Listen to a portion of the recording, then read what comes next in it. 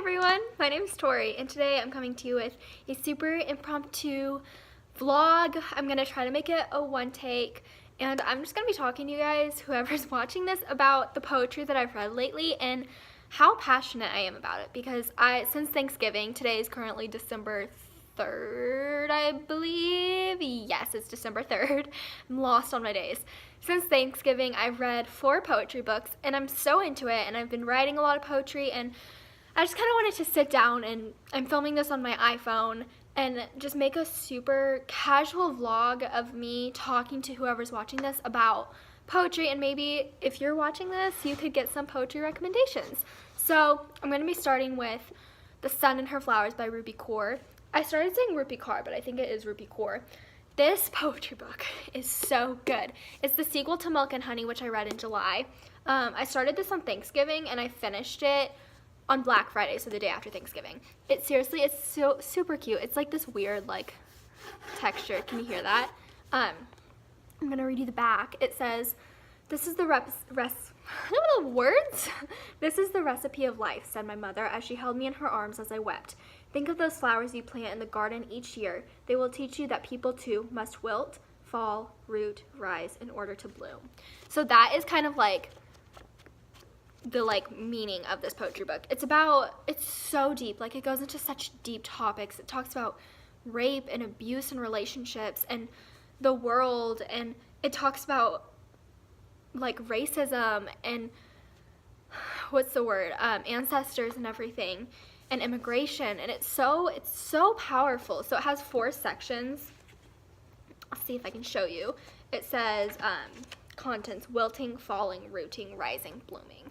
And the thing about Rupi Kaur is she does her own illustrations. So like in it you can see like this, like it has an illustration in it. I read this so fast. It's a thick book, but like it's pretty short. I cried the last 40 pages. It was so good. Like, I would recommend this to everyone. You don't have to read Milk and Honey in order to read it, but I would also recommend Milk and Honey. But this book was definitely like, I kind of liked it better than Milk and Honey. I don't know. I don't want to like give these stars or anything, but I would give this like a perfect rating.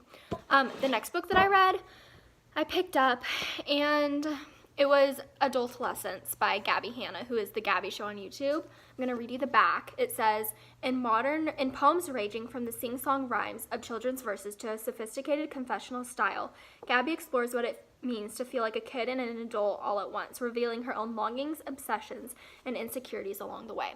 So Adultolescence is basically like, there's children poems in there, there's poems about depression, anxiety. I am obsessed with the front. It has kind of like the same texture as The Sun and Her Flowers does. The thing is that I expected so much out of this book. I went into it with a lot of expectations because Gabby has been talking about it so much, and I watch her YouTube channel, and I listen to her new songs that she has out, and I love them. And what the heck? Oh, if you saw how confused I just got, my mom just got home and I wasn't expecting her to be home, so I was like, who the heck is here? I think, so as I was saying, I expected a lot out of this book. It was a lot of children's poetry. Oh no, that's upsetting. It's like torn. It's a lot of children's poetry, a lot of rhyming, sing-songy verses, just like the back says. And I expected it to be more like The Sun and Her Flowers. However, I can't deny that it was entertaining, and I did, for the most part, enjoy it. I read it in 2 days. The first day I read 50 pages, and then the next day I sat down at Starbucks and I just like breezed through it. She also has her own illustrations in here. There was a really good one that was like, this is amazing.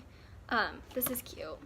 She has one poem with this guy, this scary monster, and then on the back he's holding flowers. You'll have to read that poem though to figure out. So I would recommend this, but not if you're looking for like serious, like deep, meaningful, heart-wrenching poetry. I wouldn't recommend it if you're looking for that. If you're looking for something entertaining, definitely would. The next book that I picked up is something that like, oh my god, I love this book so much. It's The Princess Saves Herself in this one by Amanda Lovelace. Okay, so the back says, the story of a princess turned damsel turned queen. I am in love with this book. It is so good. It's seriously like, I bought it when I was really stressed out because of school and everything, and I just read it in like an hour. It's just short little poems. It's I think 200 pages. It's 199 pages. So like, if you count the like about the author page, I would recommend this to anyone. If you're going through a hard time, if you just need some inspiration, it's like going through the author's life through poems, but in a relatable way. She talks about grief, loss, relationships, having her heart broken and falling in love again. She talks about like slaying the dragons and being a freaking queen. And at one point in the poem, she says queendom instead of kingdom, which I thought that was so cool. If you follow, my best friend has a booktube channel. Her name's Tate Talks Books on YouTube. Her name's Mal. And yesterday she did a reading vlog. I'll link it in the description below. And she read this book just like while we were sitting down at Starbucks. And she loved it. Everyone that I've like read these poems to has loved it. The only thing about this that I don't like is like the kind of like texture this is, fingerprints everywhere. And like it's so pretty and I don't want to ruin it. This is a book that I will be getting people for Christmas, like 100%. And the next book that I picked up is a book that I found it on Amazon, and I looked at the poet on Instagram and I found out that she's self-published and everything. And then I went into Barnes & Noble to pick up Pillow Talk by Courtney Peppernell. And I found that, but then I found this in stores, and I was gonna get off Amazon, and I was like, you know what, no, I need this now. And so it's called Wild Embers, and it's poems of rebellion, fire, and beauty. You cannot burn what has always been a flame. Wild Embers explores the fire that lies within every soul, weaving words around ideas of feeling at home in your own skin, allowing yourself to heal, and learning to embrace your uniqueness with love from the universe. Featuring rewritten fairy tale heroines, goddess wisdom, and poetry that burns with revolution. This collection is an explosion of femininity. Femininity, why is that such a hard word for me to say? Empowerment and personal growth. I seriously, like, this is so good.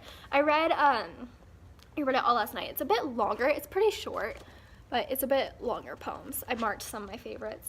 And this cover is just stunning. This is definitely, at first I wasn't like wildly impressed, but as I got towards the middle and towards the end, I was like, this book. I read it in like 2 sittings, and it was incredible, and I would definitely recommend this to people. I posted a Snapchat story and I was like, thank you, Nikita Gill, for writing this, because it was beautiful.